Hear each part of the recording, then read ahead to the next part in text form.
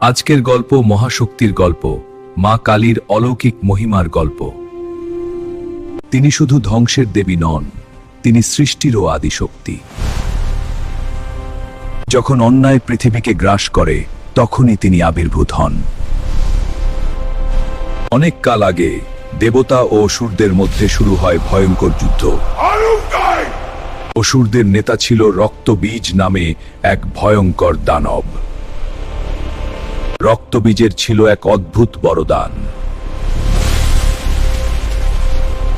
তার শরীর থেকে একটি ফোঁটা রক্ত পড়লেই জন্ম নিত আরেক রক্তবীজ। দেবতারা তাকে পরাস্ত করতে পারছিলেন না। স্বর্গলোকে আতঙ্ক ছড়িয়ে পড়ল।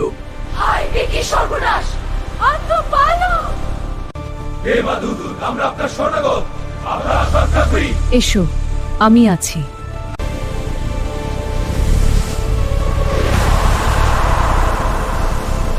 তার কপাল থেকে নির্গত হলেন এক ভয়ঙ্কর শক্তি। সেই শক্তিই ছিলেন মা কালী। তার গায়ের রং ছিল গভীর অন্ধকারের মতো কালো।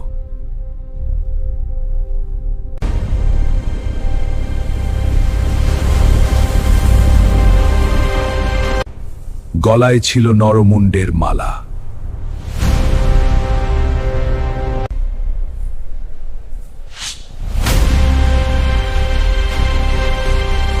যুদ্ধক্ষেত্রে প্রবেশ করো।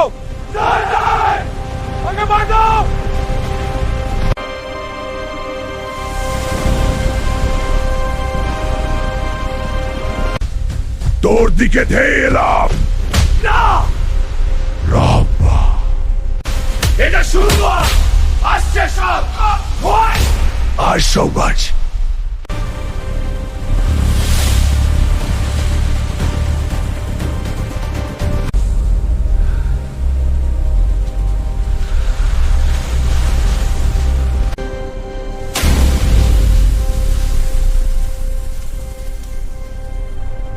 দেবতারা ভয় কাঁপতে লাগলেন। হ্যাঁ, আমরা সকলেই ভীত। এ কোন অশুভ শক্তি? আমাদের রক্ষা করো। তখন মা কালী এক ভৌম সিদ্ধান্ত নিলেন। এই পৃথিবীতে আছেন নেতৃত্ব। তিনি রক্তবীজের রক্ত মাটিতে পড়তেন।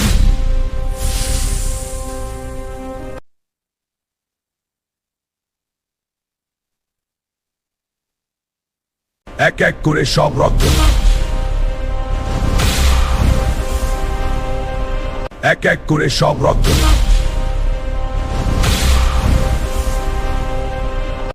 আমি অমৃতসর, তোমার শেষ পর্যন্ত রক্তবীজ সম্পূর্ণ বিনাশ হলো।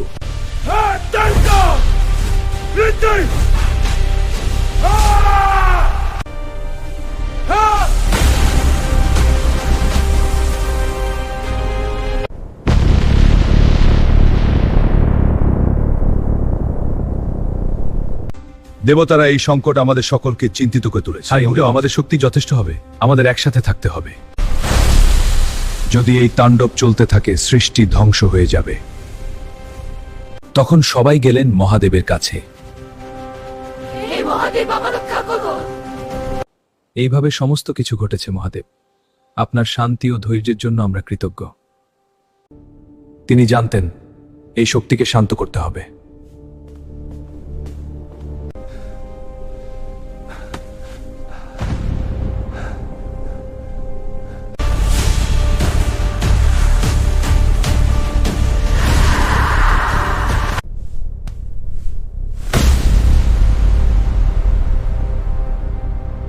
মুহূর্তেই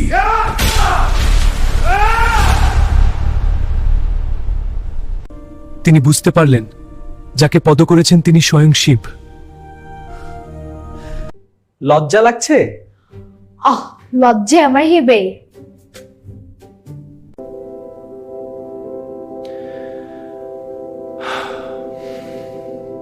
পৃথিবী আবার শান্তির পথে ফিরল।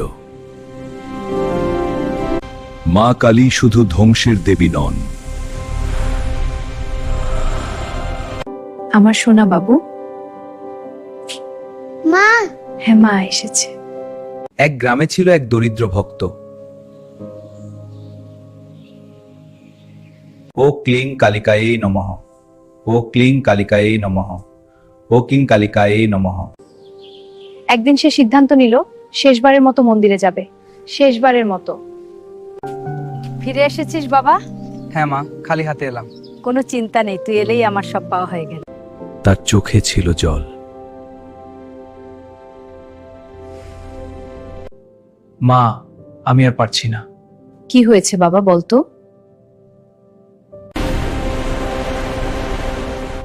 মন্দির নিঃশব্দ হয়ে গেল।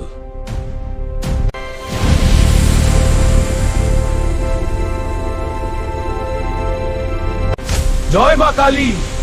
আমি তোমার সামনে আবির্ভূত হলাম। হে মা দাও পেও। কিন্তু এবার তিনি ভয়ঙ্কর নন। দেখুন, তিনি এখন শান্ত। হ্যাঁ, চিন্তা করবেন না। তিনি স্নেহময়ী মাতার রূপে এসেছেন। মা, আমরা তোমার সন্তান। এসো আমার কাছে।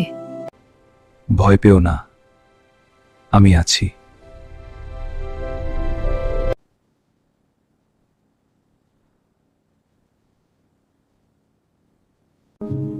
আমার সোনা, মা তোমার মাথায় হাত রাখলাম। হ্যাঁ মা, ভালো থাকিস।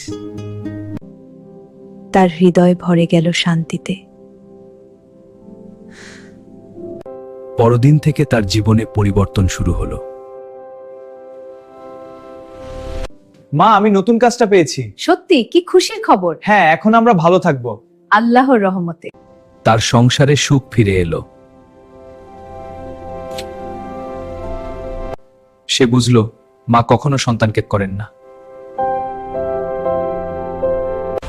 আমি তোমার ভক্তি পরীক্ষা করছি। জয় পাখি। অন্ধকারের মধ্যেই তিনি আলো দেখান।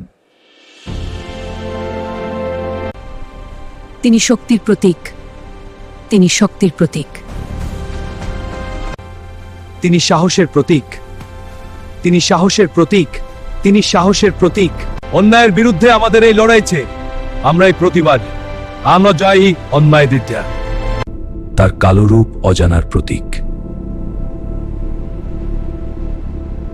তার জিহ্বা লজ্জা ও সচেতনতার প্রতীক। তার পদতলে শিব শক্তি ও চেতনার মিলন। মা কালী আমাদের শেখান নির্ভীক হতে, অন্যায়ের বিরুদ্ধে দাঁড়াতে, নিজের ভয়ের মুখোমুখি হতে, অহংকার ত্যাগ করতে, ভক্তি দিয়ে জীবনের পথ চলতে। প্রতিটি অন্ধকার রাতের পর ভোর আসে, প্রতিটি কষ্টের পর সুখ আসে। তিনি ধ্বংস করেন শুধু পাপ অহংকার, তিনি রক্ষা করেন সত্য ও ভক্তিকে। তাই আজও কোটি কোটি মানুষ তাকে পূজা করেন। তার মন্দিরে প্রতিদিন জ্বলে প্রদীপ।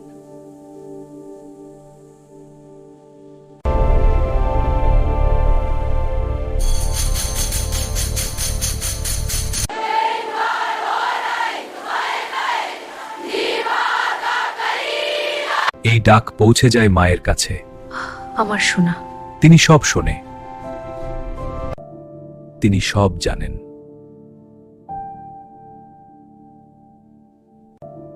তিনি সব জানেন। তিনি সর্বত্র বিরাজমান। অন্ধকারে আলোতে আমাদের হৃদয়ে।